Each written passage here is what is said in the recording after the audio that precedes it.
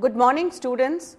Today I am going to speak on a very interesting topic which I am sure you will all like, and that is about food. We generally talk so much about food, but today I am going to take you through a long journey of how Indian food and cuisine developed. So, we are going to look at food in a historical perspective, and this is very important because we can only then understand how our food has developed over a period of time. Today, as we know, any well-known Indian dish, it's a product of a long history of invasion and fusion of different foods and traditions. The food which we Indians have been eating over the millennia, it steadily evolved over a period of time, and it varies a lot in terms of taste and variety.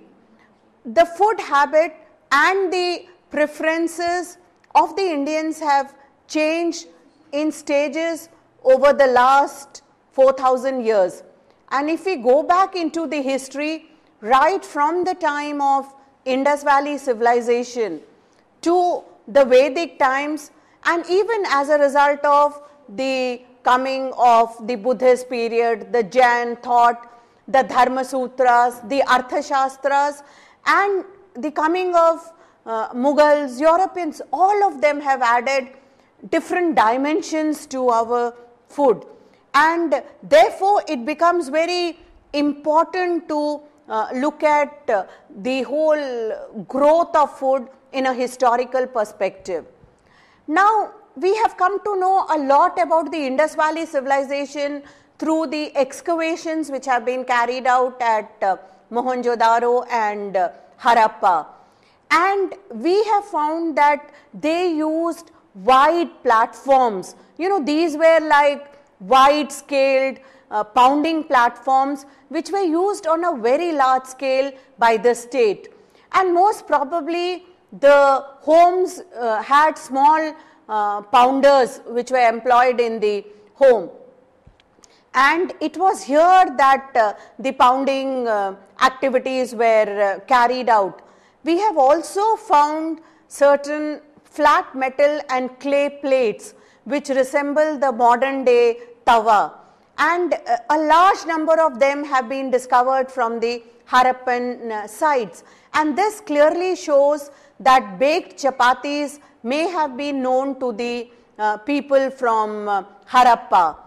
Besides this, we have also discovered a large number of clay vessels, and most of these vessels must have been used for boiling barley and rice. So, most probably the Indus Valley people did boil barley and rice. We have also found a large number of chulas which are in a U shape with the opening in the front, and it had 3 knobs at the top to support the cooking vessel, you know, something which you can even find today in a village. So, in that sense we can really see a lot of continuity in our historical tradition. The kind of chulas which were being used in the Indus Valley civilization continue to be used in a large number of houses in rural areas. And besides this, in the northwestern part of India, we have also discovered small mud plastered ovens which resemble like any modern day tandoor, and which are very much a part of the cooking in Punjab and other northwestern regions. So, again, you know, if you look at the way the tawa is used, or the way the chulas are used, the way they use the tandoors, we find that there is some kind of a continuity in the way the chapati was being used, and the way they were using the chapatis. As far as the food in the Indus Valley civilization is concerned, we have also found that around 7000 BC, sesames, eggplant and humped cattle were domesticated by the Indus Valley people. By 300 BC, we find that turmeric, cardamom, black pepper and mustard were also harvested in India. Therefore, there is a lot of similarity in the kind of ingredients that the Indian household uses for cooking today and the Indus Valley civilization. At various sites in Mohenjo-daro and Harappa, we have found wheat and barley. We also know that the Indus Valley people were familiar with chickpea, masoor dal, horse gram and chana. They were also familiar with fruits like pomegranate, coconuts and banana. Mostly the way they used the wheat was made into a stew, either soup or flat, and it was eaten with breads called chapatis. Now when the Aryans came into India, it did not really change the food structure of India. Whereas the Harappan civilization was essentially an urban one, the Vedic civilization was an agricultural one, it was pastoral and philosophical and keenly alive to the forces within, without that effect which would affect human equanimity and comfort. So, you have that kind of a balance which is drawn between a human being and nature in this civilization. It is very interesting to see a prayer from the Yajurveda.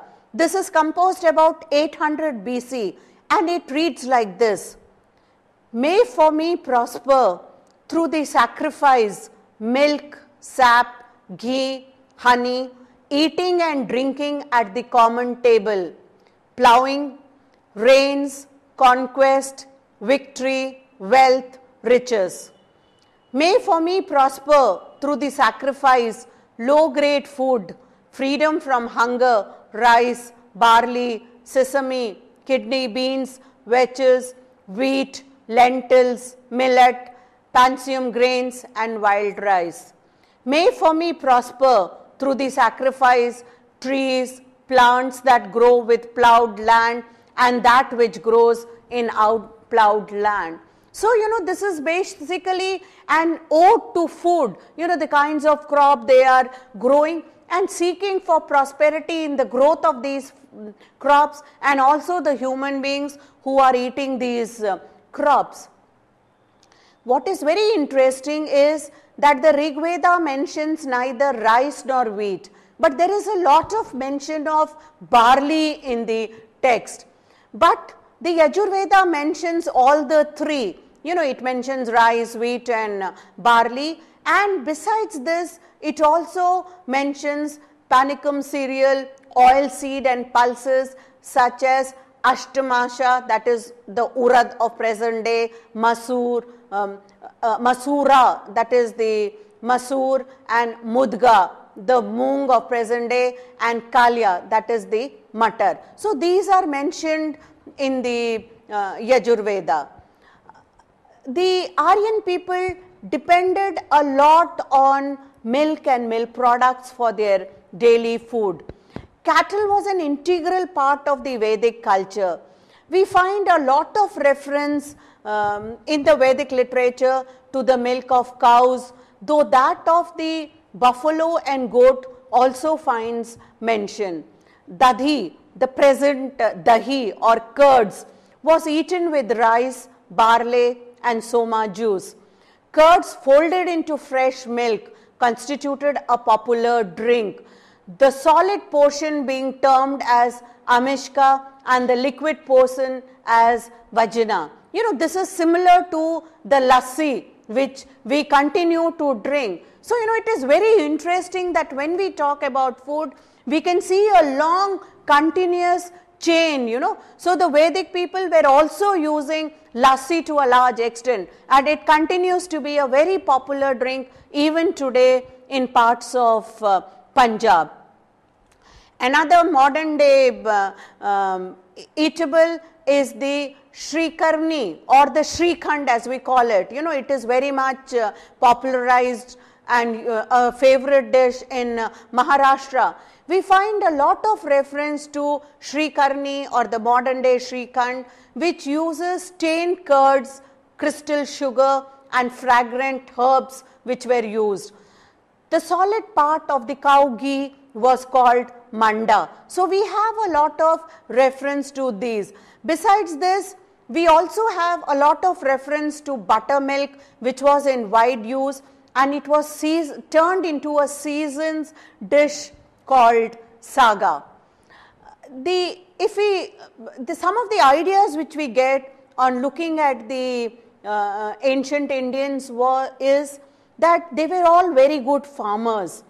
The ancient Aryans cultivated barley, wheat, rice, melons and cotton, and they kept their crops in a central storage in each city. You know, the crops were stored in these big storage bins. They also kept cows, pigs, buffaloes and sheep. In areas where they lived in the banks of river, fishes were also caught and with fish hooks. So, probably fish were also an important part of the diet. If we read the literature of the Vedic period, we come to know that they ate both vegetarian and non-vegetarian food. Their main food was product of wheat served with barley or rice along with fish or meat. Vegetarian food, you know, strictly excluding animal or fish meat, it only became a norm when more than half of the population turned towards Buddhism, and it was primarily as a result of following the teachings of Buddha that the practice of non-vegetarianism became very important. Now, you know, it's very important to understand what was the food ethos. See, after all, food does not just mean eating. There are certain etiquettes, there are certain rules, and every culture has evolved certain ethos with regards to food. Then definitely for the Aryans, food was not simply a means of bodily sustenance. It was very much a part of a cosmic moral circle. The Taittiriya Upanishad states clearly, you know, from earth sprang herbs, from herbs food, from food seed, from seed man. Man thus consists of the essence of food. From food are all creatures produced, by food do they grow. The self consists of food, of breath, of mind, of understanding, of bliss. So, you know, this in short sums up the whole Vedic philosophy towards food. You know, food is a very essential item. They equated food along with that of breath, of mind, of understanding, and even reaching that higher stage of being one with the sublime, you know, attaining eternal bliss. So, food in the Aryan culture was not something which was to be washed away, saying that okay, it is of a little significance. Again, you know, if you read the Bhagavad Gita also states that it is from food that all creatures come into being.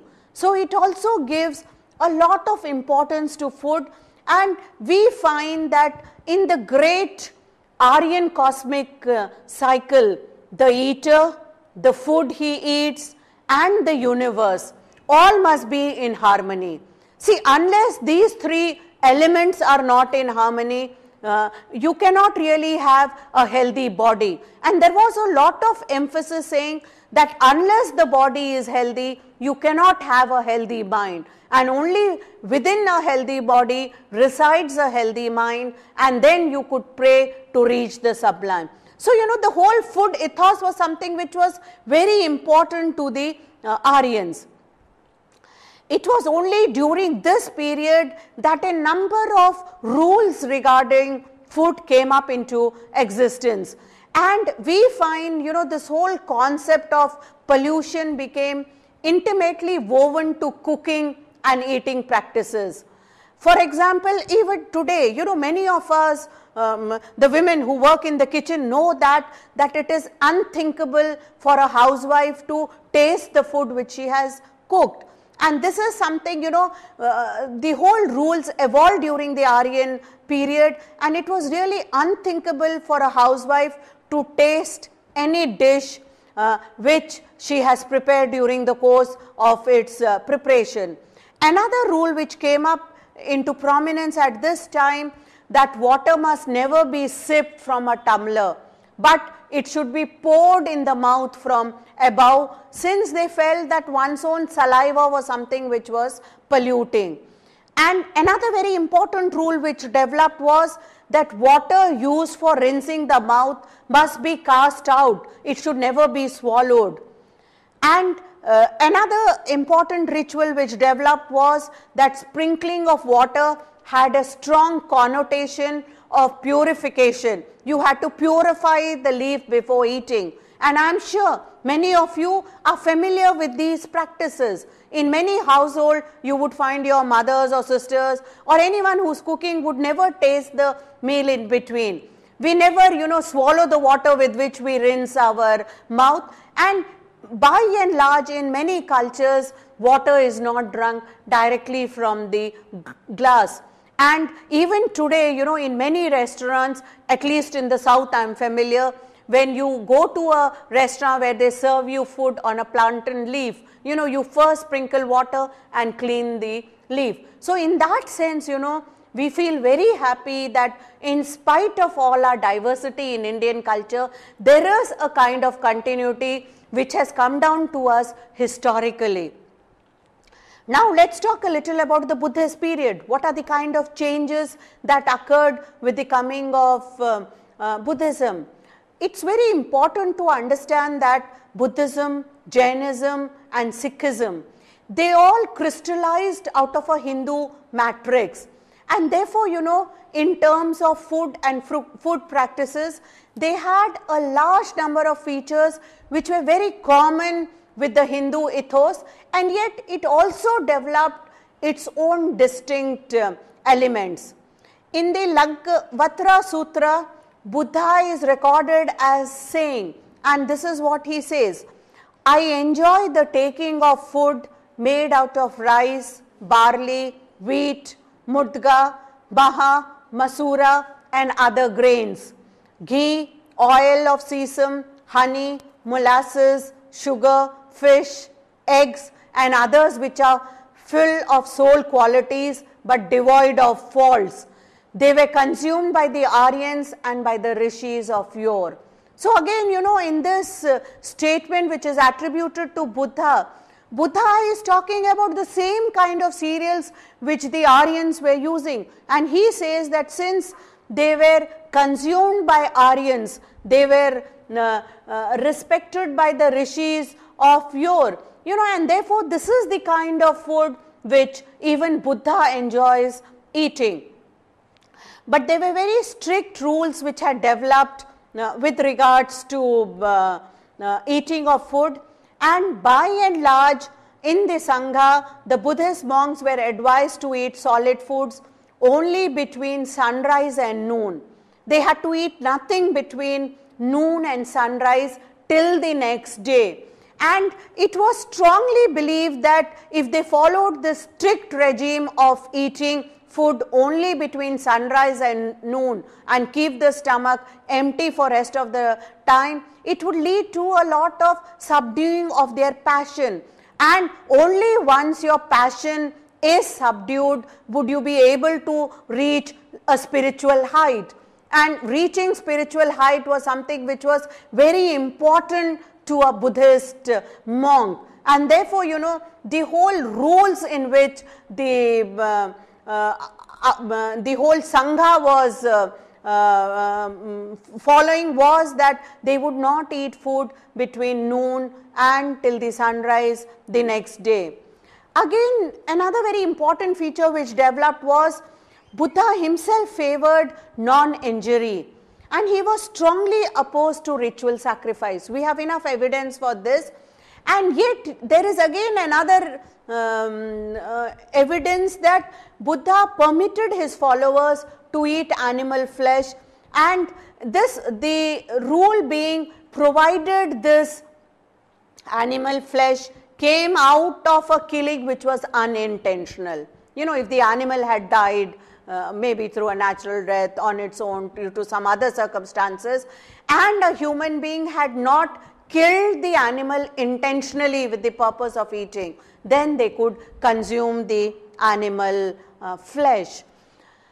But by and large, many of the people in the Buddhist period had slowly turned to grains, cereals, and vegetarianism was being followed. And again, we have evidence that when the Mauryans came into India by about 300 BC, many people had turned to vegetarianism. You know, this was primarily as a result of the impact of Buddha, and all of us know that Ashoka himself did a lot to propagate Buddhism, spread the whole philosophy and ideology of Buddha in different parts of not only India but across the world in Southeast Asia. And though, you know, a large number of people had turned to vegetarianism during the time of the Mauryas, yet we do have evidence that eating of meat was something which was not totally given up. And there was a strong philosophy that animal sacrifice added to your karma, and it did not release you from reincarnation. And therefore, you know, by and large, people gave up having animal sacrifices because, you know, they wanted to go accumulate good karma and be relieved from this whole cycle of birth and death. Many of the inscriptions and edicts of Ashoka, they not only preach non-killing powerfully, but he himself practiced it. The Girnar stone inscription in Gujarat states, and I quote, "No living being may be slaughtered for sacrifice, no festive gathering may be held. Formerly slaughtering in the king's kitchen was great, now it has almost stopped." So Ashoka himself was advocating non-violence and advocating the non-killing of animals. So by and large, there is a move towards vegetarianism which you can find under Ashoka. Again, when we come to the Gupta period, we find that by 650 AD, the worship of mother goddesses came into prevalence, and this is almost a period where there is a lot of you know, worship of cows. The cow worship also became important, and it is primarily from this period that many of the Hindus stopped eating beef completely. You know, there is a theory which saying that the cattle were very important because India was an agricultural country and they would get a lot of milk products, which was very important for the sustenance of the people who had become vegetarian since the time of Buddha. And therefore, you know, though we do not have much evidence of the earlier period, from the time of the Guptas, people really stopped eating beef, and you know, this became something which was unthinkable for a Hindu. And by and large, in the Gupta period, people mostly ate vegetables, cereals, fruits, bread, and they drank a lot of milk, and there was a lot of reliance on milk products during this period. Now, you know, if you, what was the philosophy of food during this time? If you look at the whole traditional Indian medical system of Ayurveda, it classifies food into three kinds. You know, one is the Satvic food, the Rajasik food, and the Tamsic food. And the classification of food is done based on the character and the effect the food has on the body, on the mind. I think I have already explained to you that right from the Aryan period, there was a lot of emphasis which was given to having a healthy body. And unless you have a healthy body, you cannot have a healthy mind. And therefore, food becomes very important to have a healthy body in order to have a healthy mind. And therefore, Satvic food was a food which was the most simplest, the easiest to digest kind of food. This food was food which contained most of its nutritional values, as it was cooked by using minimum heat and modest processing. There was very little processing which was involved in this food. It provides the necessary energy to the body without taxing it. And it is also considered as a foundation of the higher state of consciousness. That is why most of the saints and seers, they still continue to rely on Satvic food, and this food is supposed to be very close to the gods. It can take you into that state. And a very important aspect of the Satvic food is that it should be taken fresh immediately after it is prepared. You should not wait for a long time. Some of the examples of Satvic food are fresh, juicy fruits, vegetables. Again, they make a distinction between vegetables which are easily digestible, milk and milk products, whole soaked or also sprouted beans, grains and nuts. Many herbs and spices are consumed in their natural and near natural form. And all these are very good examples of Satvic food. Again, it's not that the Satvic food does not use herbs.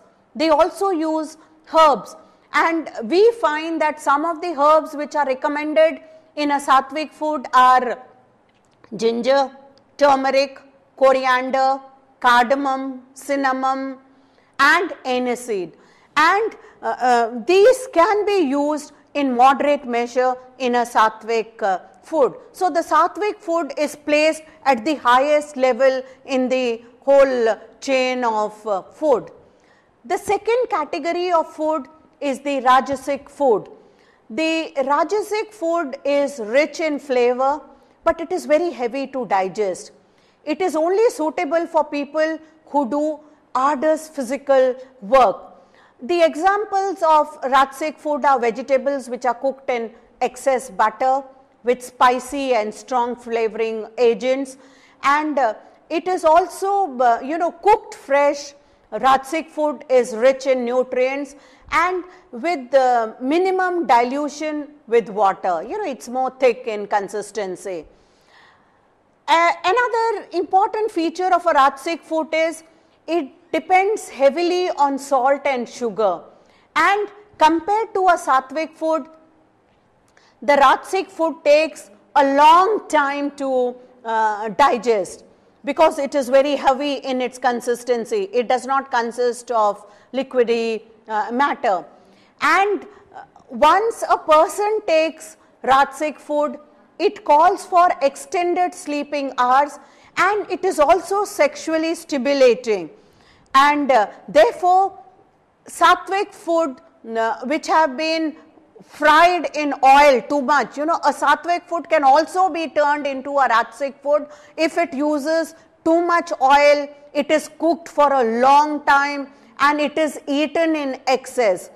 And if there is a specific, the spices are very strong, they are exciting, bitter, if they are pungent, hot, and all these, so there is really not much difference in that sense. A Satvic food relies on very little spices, it is more fresh cooked, it is light, it uses less ghee. But a Rajasik food is one which uses excessive ghee, lot of spices, lot of oil. And we find that it is believed that the Rajasik food eater is usually very aggressive and overflowing with energy, because the Rajasik food increases the speed and excitement of the human organism. The third kind of food is the Tamsic food. It is something which is regarded as the worst type of food among all the three kinds of food. The category of Tamsic food are dry, unnatural, overcooked, stale, decaying and processed food which make a Tamsic diet. Tamsic diet consists of a large amount of energy while being digested. We can have various examples of Tamsic food, refined food, be it cereals, oils or hydrogenated butter, stimulants and beverages like tea, coffee, soft drink, fast and ready to eat foods. I think all of you are familiar. These are great favorite foods with us, the pizzas, the pastries, the chocolates, and the incompatible foods as well as intoxicants like tobacco, alcohol, they are all examples of Tamsic food. I am sure today you have understood for the first time that the pizza or the burger which the youth relishes so much is an example of Tamsic food. And in the Indian system of food, the highest category is given to the Satvic food, followed by Rajasik food. But unfortunately, today all of us have moved into liking and eating Tamsic food. And the people in the past believed that a Tamsic diet is basically based on ignorance and based on doubt, pessimism, and it leads the person who eats the Tamsic food into a very painful and sick life. It's not a sign of healthiness. And a Tamsic person is always at serious discomfort with himself and his body. And therefore, in the long run, it cannot lead to a healthy life or a healthy lifestyle. Therefore, if we read the literature of the past, we get enough evidence of what is the kind of food. Obviously, there would be a major class difference between the people eating food. The poor peasant in the field would have a different diet, and obviously the person of the royal family would have a different diet. And we get a lot of information on the royal diet if we read the Sanskrit and the regional literature, especially from 1000 to 1500 AD. A very good example is of King Someshwara III. He is the Western Chalukya king who ruled from 1126 to 1138 AD. To him is attributed the Sanskrit work Abhala Sahitrata Chintamani, and it is better known as Manosolasa, meaning the refresher of mind. Manosolasa, the refreshing of the mind. In all, this book contains 100 chapters and they are divided into 5 equal books. And we find that it is in the chapter on Anna Bhoga that he has given various recipes. King Someshwara was very much interested in food, and we find a large number of recipes. Some of these recipes are very detailed, they go into details of how the food has to be prepared, cooked, served, and the others are given in a very short form. And what is very interesting, that many of the dishes which Someshwara is talking, and let me remind you, he is talking in the period, his period is between 1126 to 1130.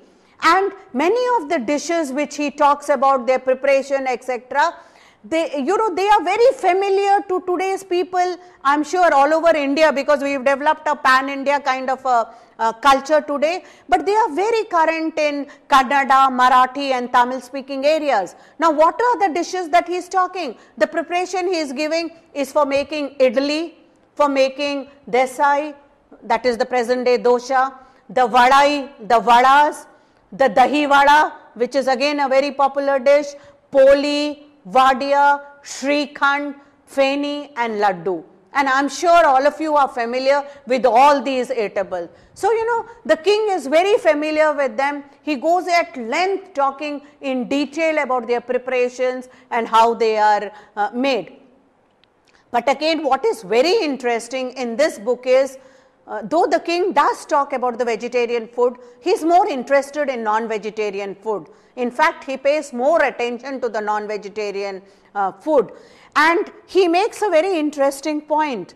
And he says that even though the food prepared and served in earthen vessels taste well, but kings must be served in vessels made of gold. So, he realizes that if a food is cooked in an earthen pot, which many centuries back we in India were doing. But he says that though this is the best food, but a king must be served in a golden vessel. So, you know, class takes over the taste in food according to him.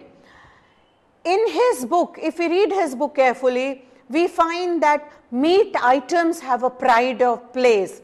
You know, he talks about liver which is carved into a globular shape of betel nuts, which is then roasted on charcoal and then fried with spices, eventually to be placed in curds on a decoration of black mustard. You know, it's almost similar to some of the way in which meat dishes are prepared today.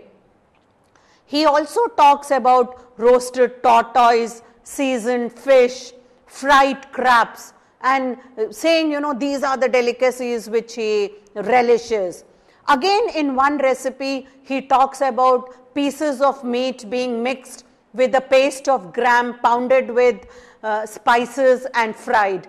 To this were added tender hyacinth beans, certain berries, onion and garlic, and the whole mass is taken up, and to it is added some sour juice, and it is flavored. You know, you almost get a feeling that you are reading a cookbook of present day, you know, where there are recipes which are being shown as to how to prepare a dish. So he takes, you know, so we know something, a fact of history which is not known to many students, that many kings, they were not only interested in arts, building buildings, building huge temples, they contributed a lot to art and literature, but some kings even contributed a lot to cuisine, and they were very much interested in how food was cooked and prepared.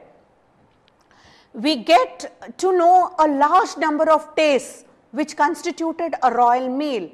You know, there were different kinds of tastes which are spoken of. One is Madhura, you know, there should be sweet, Amala, sour, Lavana, salty, Kata, that is pungent, and Shushruta, and Tikta, that is bitter, Tikha as we say, and Kasya, that is astringent. And these are foods which are prescribed by Shushruta around 600 AD. So, you know, all these tastes are brought into the royal meat. The Bhavishya Katha, which is around 1000 AD, also describes the royal meat of King Shrenika. You know, it gives us a long discourse on how the food is served. And King Shrenika is first served with fruits to be chewed, that is grapes, pomegranate and bear. Then fruits to be sucked, such as sugarcane, oranges and mangoes. In the third category came food that could be licked, and in the fourth course came solid sweet items like sevaka, modaka and feneka. The next item or the next course was of rice, the fifth course, and the sixth was of broth. Curds preparation followed the seventh course, and the eighth course ended with thickened milk flavored with saffron. And in this whole course, items such as prapata, that is papad, and vataka, that is vada, were very common. So, you know, it talks of a long 8-course meal with which the king is served. And, you know, it follows a very scientific development. You start with fruits which can be chewed, then sucked, then you lick the food, and then, you know, you also have solid items. You also eat rice followed by broths and curds.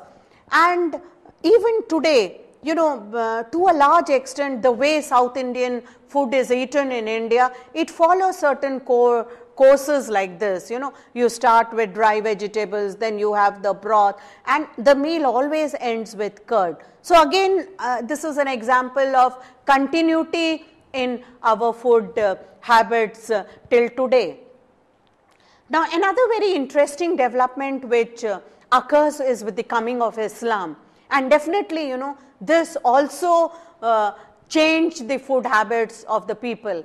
And we have enough evidence that by 1100 AD, many people stopped eating pork because it was not allowed by the Quran. And definitely, in terms of our environment, we find that this non-killing of pigs or not eating of porks had an effect on our environment, because pigs by and large do not destroy forest in which they live, and sheep and goats do. So in some sense, though this is an area where really not much study has taken place, but definitely this would have had an impact on the environment much more. And today, all of us are familiar with the typical Indian food. The Indian thali today consists of roti, dal, cereals, which are easily grown in an dry, arid atmosphere where there is less of green vegetables. And what is interesting, obviously for a common person, the thali continues from that period till today. The items may be a few less or more, but by and large, this is what was the Indian thali in the past, and it continues to a large extent till today. One of a very rich source of understanding about food is Ibn Batuta. Ibn Batuta was a Moroccan traveler who came to India, and he noted a lot of observations about India. And it is very interesting to read him, because he talks a lot about administration. He gives us a lot of information about society, about the kinds of different practices, because everything was new to him, and wherever he went, whatever he observed, he tried to note it down. And what is very interesting is Ibn Batuta describes the food which is served in the table of the rich. He says the dinner consists of bread, roasted meat, that shivavoon, round pieces of bread split and filled with sweet paste, rice and chicken, dojas. Again, earlier Amir Khusru also describes about the food eaten by nobility. Their food consists generally of sharbate labgir, that is a very sweetened kind of sharbat. All of us know that the drinks which we take in summer is referred to as sharbat, and all of us are familiar with that. He also refers to naan-e-tunuk, that is light bread, naan-e-tanuri, chapatis which are made in tandoors, samosas which are filled with meat, ghee, onion, etc., mutton, flesh of various birds such as quails, sparrow, kunjuk shaka, and he also talks of halwa and sabuni sarkar. So, most of these dishes are familiar to the Indians, and a large number of people, whether it's Ibn Batuta or Amir Khusru, they refer to the food eaten by the royalty.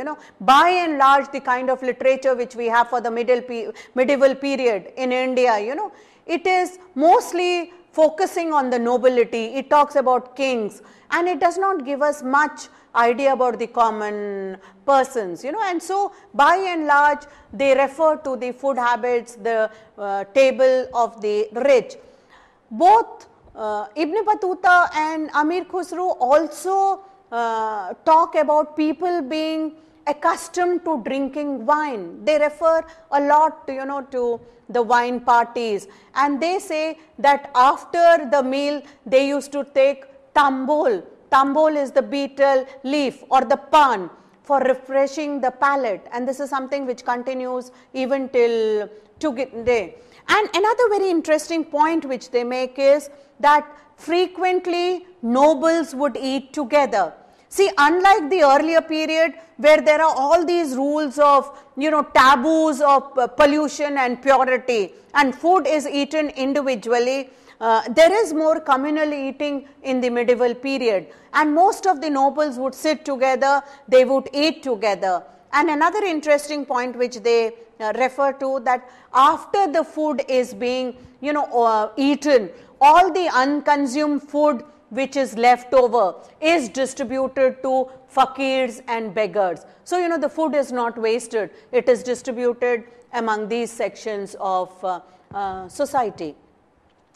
One point which we should always remember when we are talking about food is that there is a lot of diversity in Indian food. You know, by and large I am talking about the broad trends, but definitely, you know, there are many factors which shape food, and one is the religious factor, the geographical location, the climatic conditions and the traditions which have evolved over a period of time. And all these combine and influence the preparation of Indian food. They have combined and influenced the preparation of Indian food in the past, and it continues to a large extent today. And essentially spicy Indian food, the cuisine is however not very hot. It consists of different combination of handful of spices that are produced in the most delectable dishes in the world.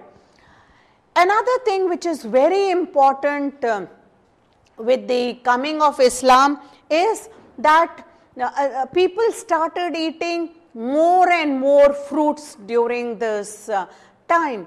There is a large scale use of fruits at this time.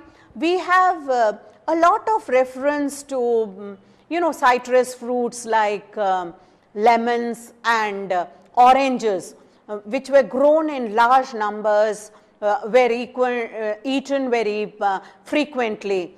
In fact, from the Tarikh-e-Firoz Shahi, we come to know that Firoz Tughlaq laid a large number of mango gardens, and many of these gardens had a lot of mangoes which were eaten by the people. Another very important factor which we find with the coming of Mughals is that there is a lot of Persian influence on food with the coming of Mughals. The food from North India traces its descent from the Persian ancestors, and mostly from the 16th century with the coming of Mughals. The Mughals brought into India with them Persian and Afghani cooks who started in North India with the rich and fragrant Persian rice dishes such as pilavs and biryanis. You know, a large number of meat based pilavs, or you know, the pulavs as we call them today. These were garnished with pounded silver, the vark which we call.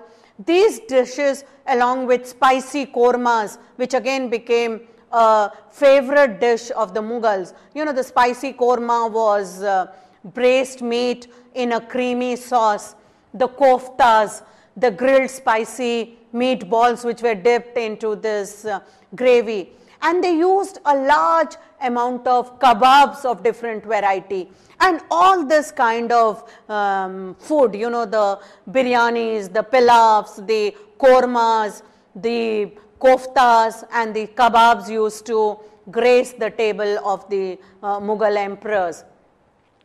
We find a lot of Central Asian nomadic influence in the meat dishes, and especially, you know, the communal eating which came up during this period. And most of the people from Central Asia initially had a kind of a communal eating. They were living in tents because most of them had led the life of a warrior, and this had a lot of impact on the dish. When Babar came to India, you know, he was also very fond of eating fruits, and he laid a large number of orchards. Babar lived for only 4.5 years when he came to India, but then, you know, he kept lamenting the fact that this country had no grapes, musk melon or first-rate fruits, no ice or cold water, no bread, cooked food in the bazaars. You know, Babar in his Tuzuke Babari keeps lamenting about his homeland. He keeps talking about Fargana and, you know, Kandar and the beautiful fruits which you had, the juicy musk melons, and he finds none of the fruits in India could match that quality which he had. And he always, talks in great, nostalgia about his homeland. He could never go back to his homeland. And he was very critical of Indians. He says Indians are not at all civilized people. They don't know the art of good living. I was the one who showed them, that they can have a nice time in the gardens, roam around in the gardens, use ice and, have cold water. So he brought these niceties of life to India when he came.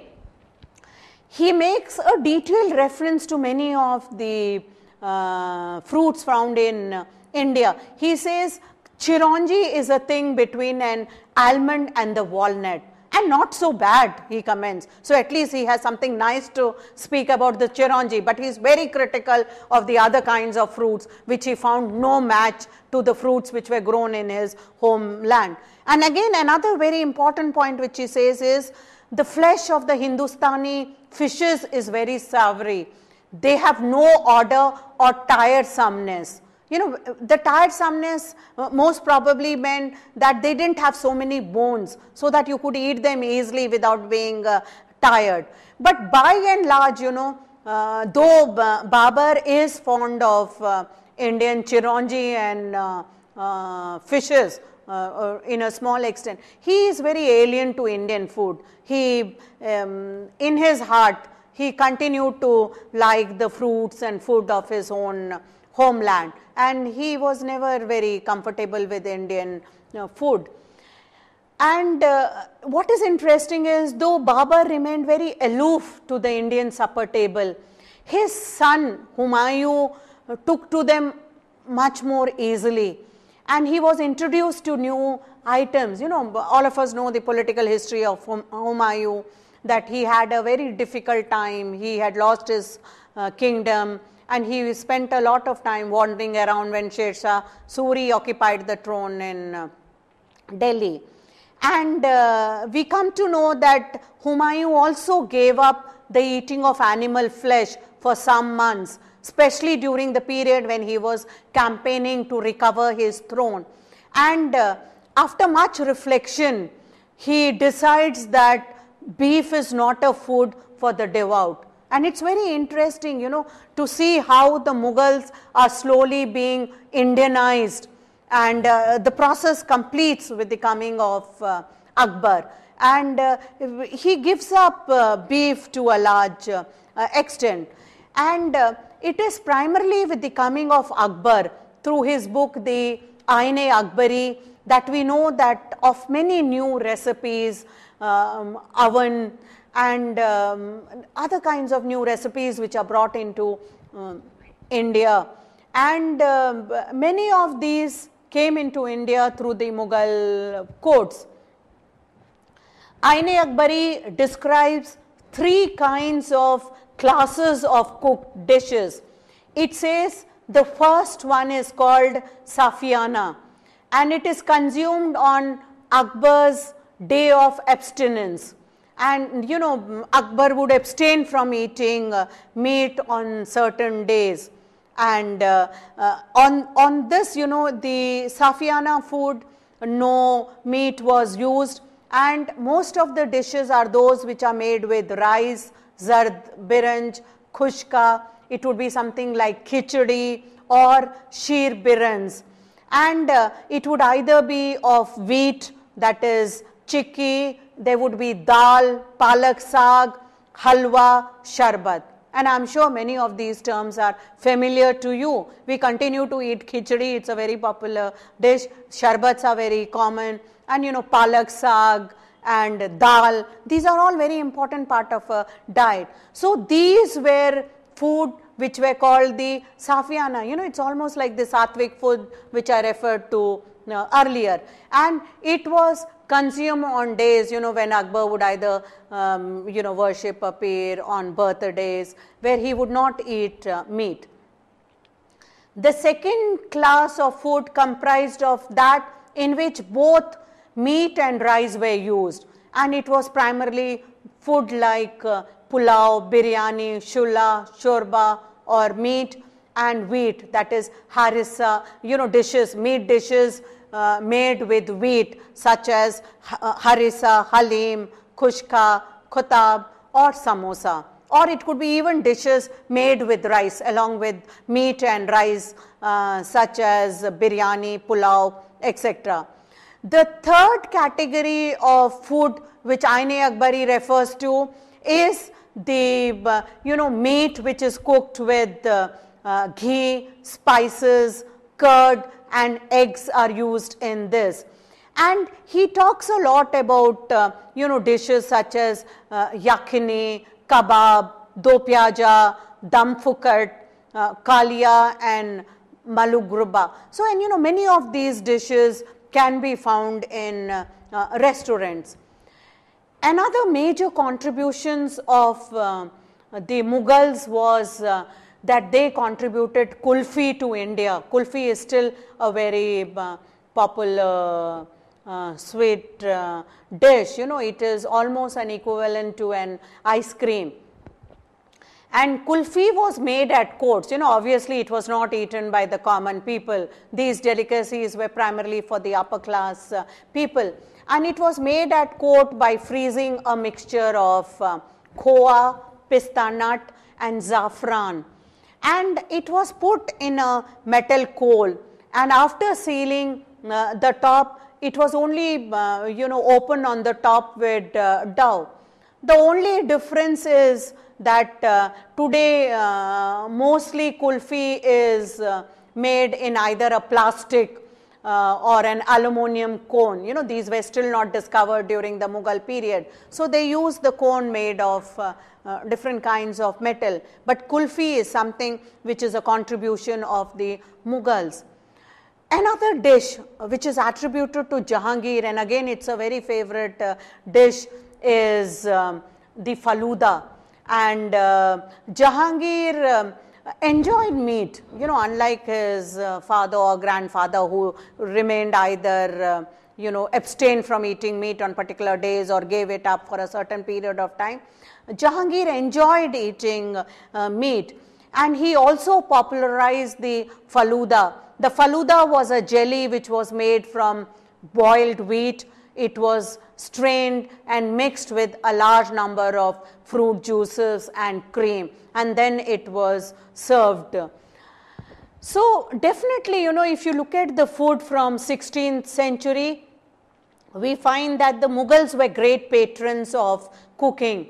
They introduced rich gravies, pilafs, non-vegetarian fare such as kebabs, and the whole concept of Mughlai cuisine, which is very popular today. Every restaurant would have a section saying Mughlai cuisine. They own it to the period of the Mughals because they used a lot of fruits such as apricots, melon, peaches and plum in the cooking.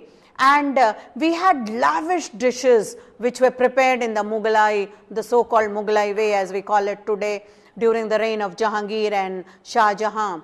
In the Deccan, the Nizams developed their own style. They perfected their own style of cooking. And one of the popular dishes today is the biryani. The Hyderabad biryani is very famous, and it is regarded as a one of the connoisseurs of the finest dishes of non-vegetarian.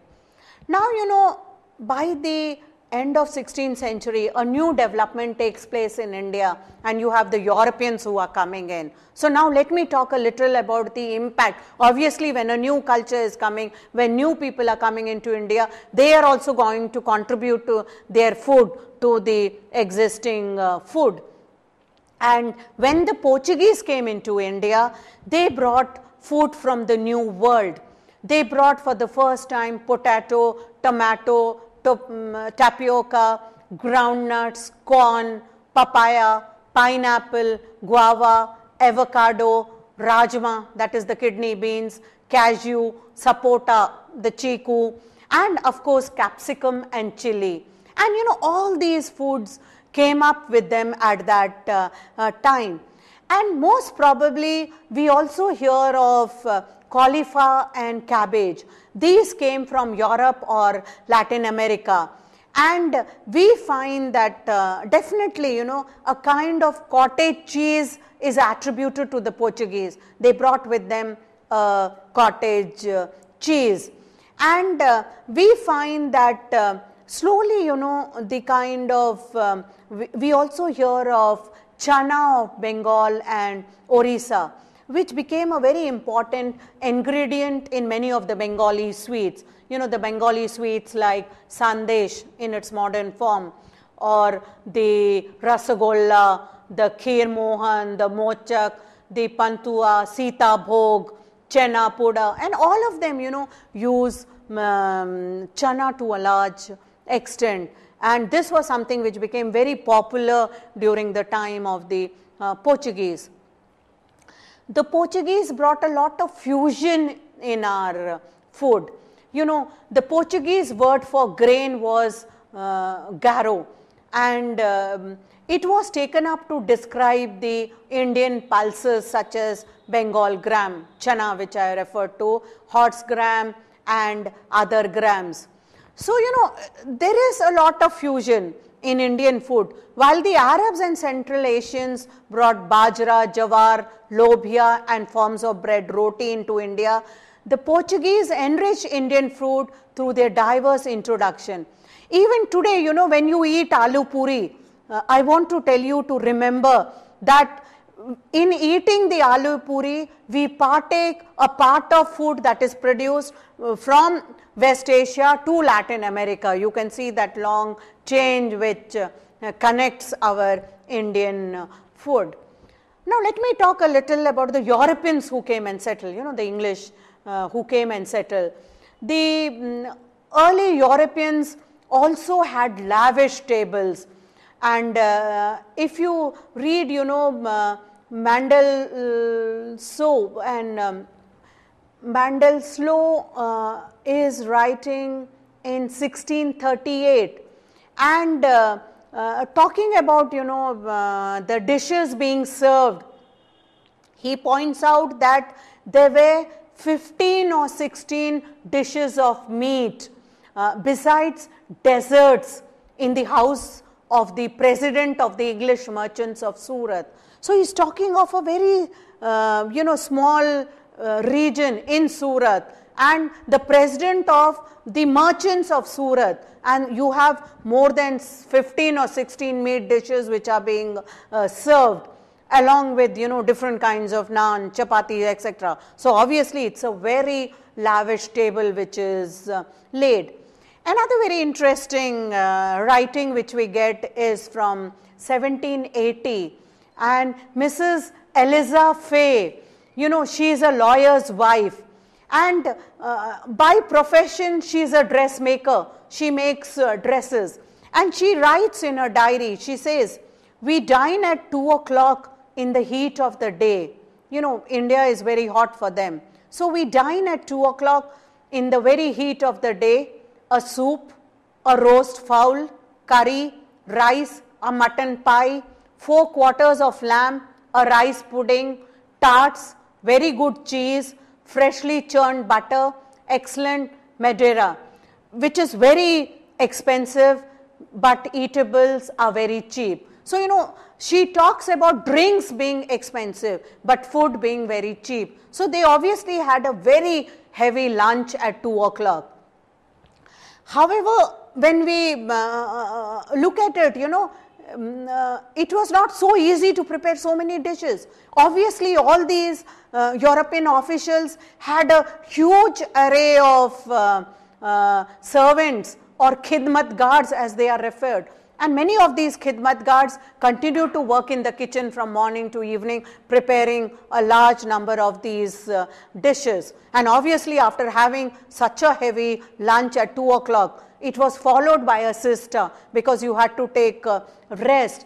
And the evening visits followed after the siesta, and by and large dinner was light. Obviously, after having such a heavy meal at 2 o'clock, you cannot have a heavy dinner at night. So, you know, the pattern which was there in the early 18th or beginning of 19th century was a very heavy noon lunch, followed by a light sister.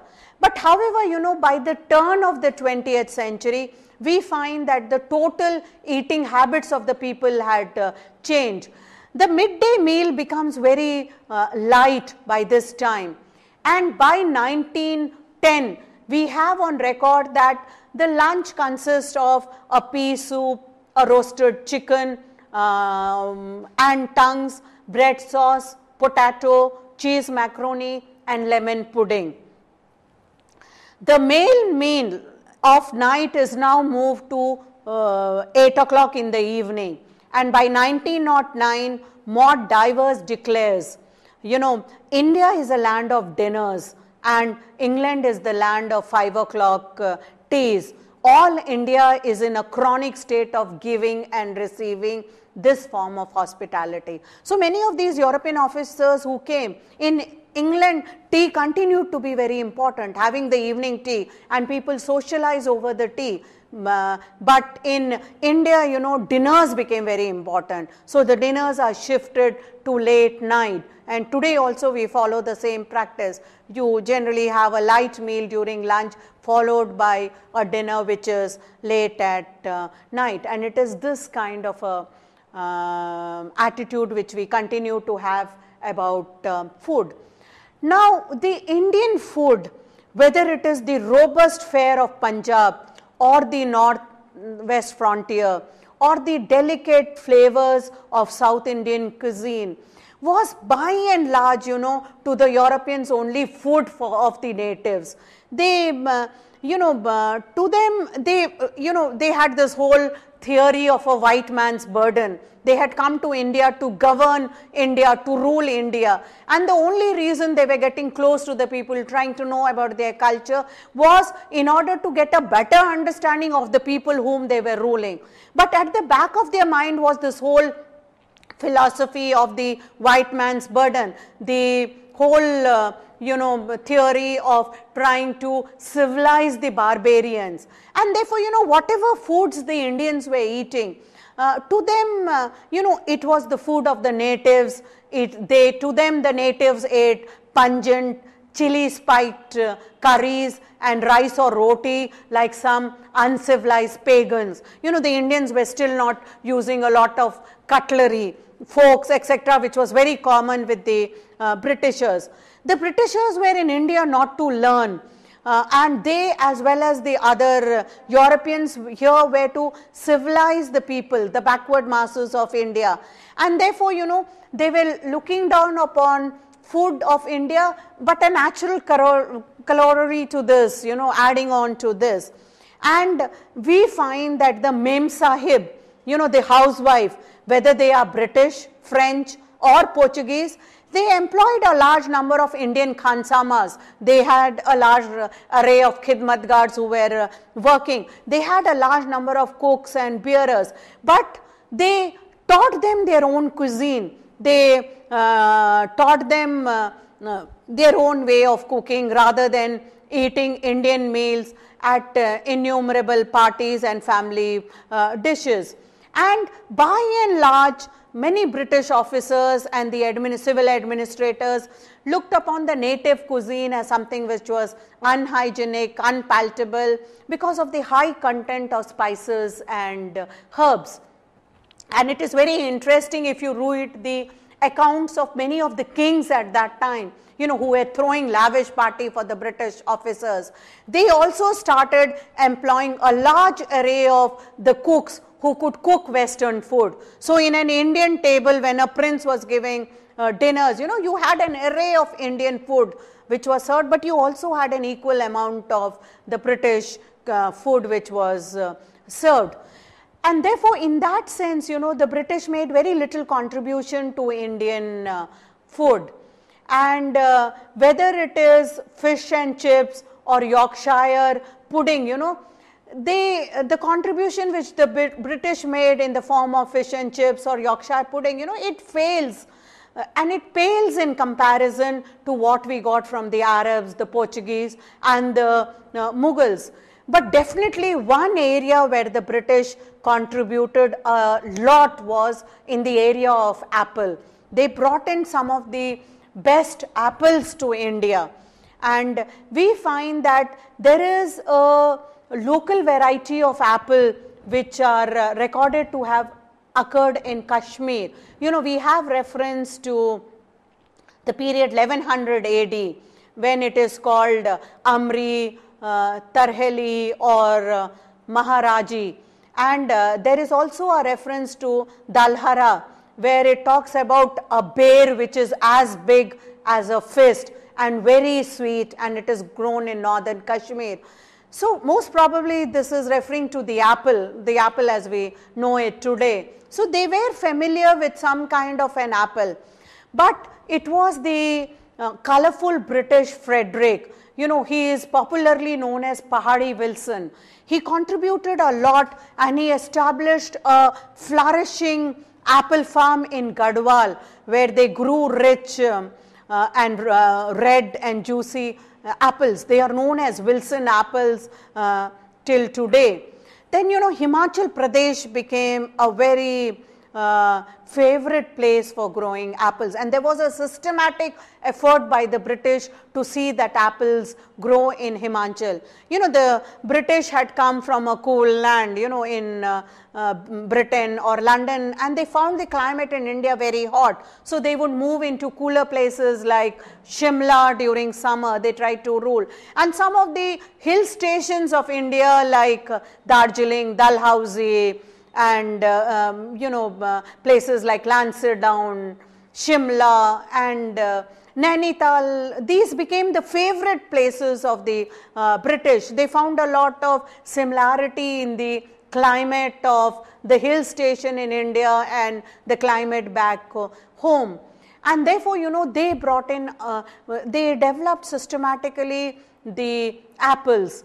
And we find that after British, it was the Americans also who contributed to an extent.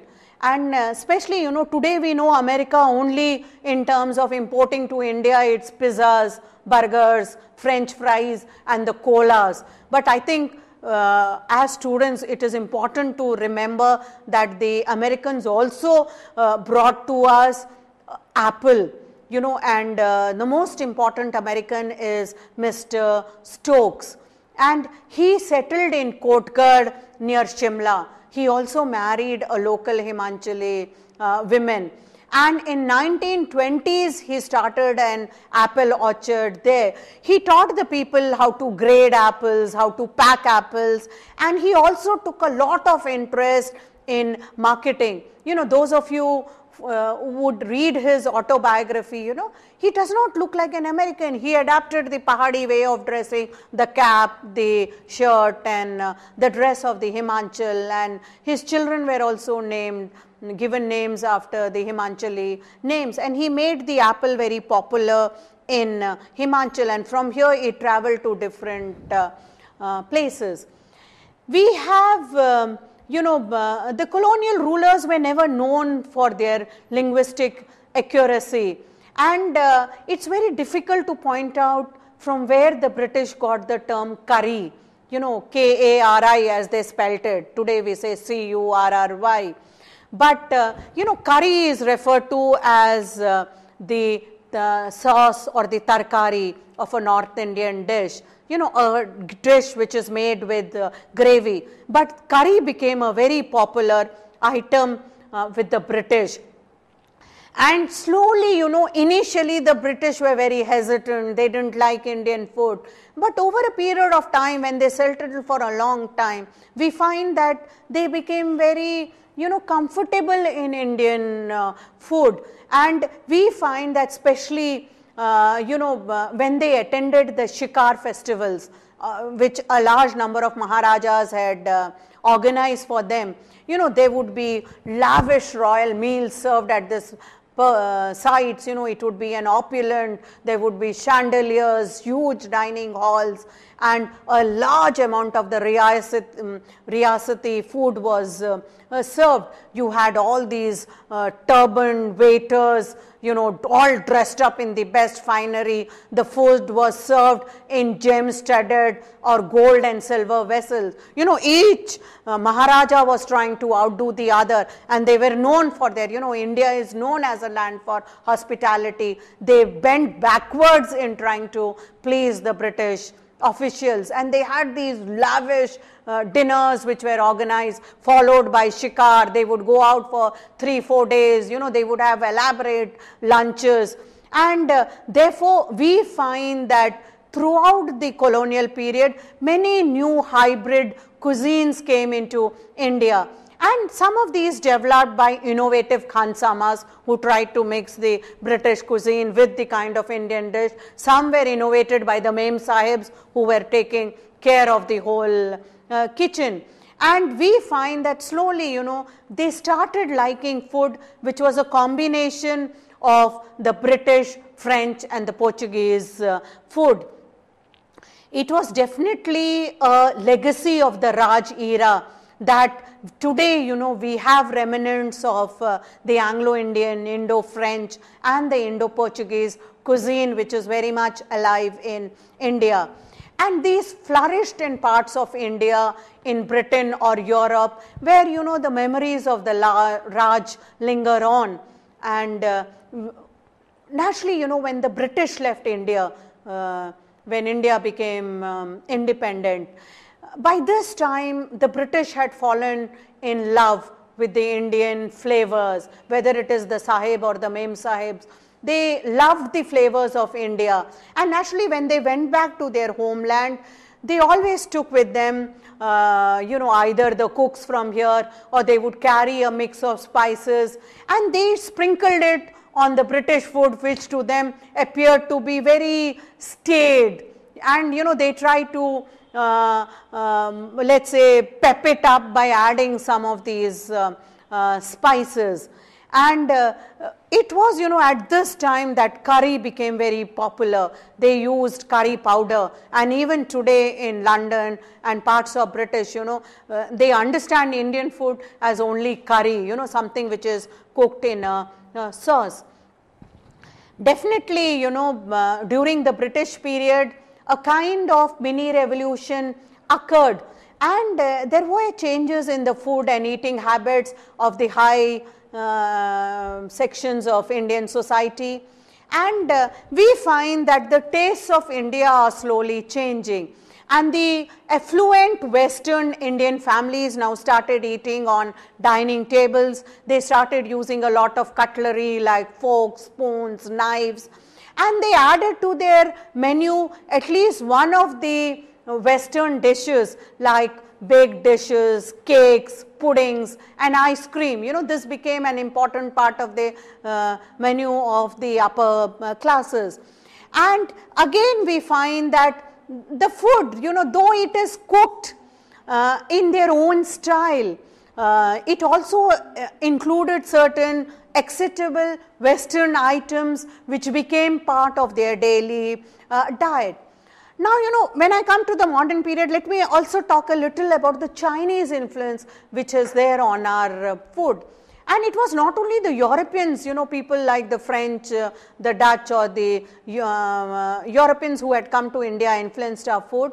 The Chinese also influenced our food, and primarily, you know, fruits like mulberry, blackberry and lychee came into India through the Chinese. And the Chinese also brought in the sweet cherry and the peach. They developed a kind of a leafy vegetable called the Brassica junecia, the rye which we understand, which is a favorite leafy vegetable in Punjab today, and many Indians use it as a vegetable. Camphor was also a Chinese import, and it was introduced into India. It is called the Chinkapura today. And then you also have the import of soya bean into India. In 1908, it was brought in for cultivation, though it caught on widely in India only after the US varieties were introduced into India in 1970s. And now, you know, soya bean is a very popular item in India.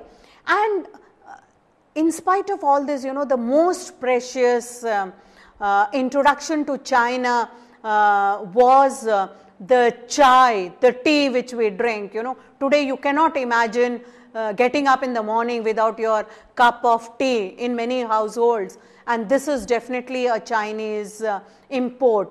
And you know, I just want to take you back into history. Just imagine, what do we do today?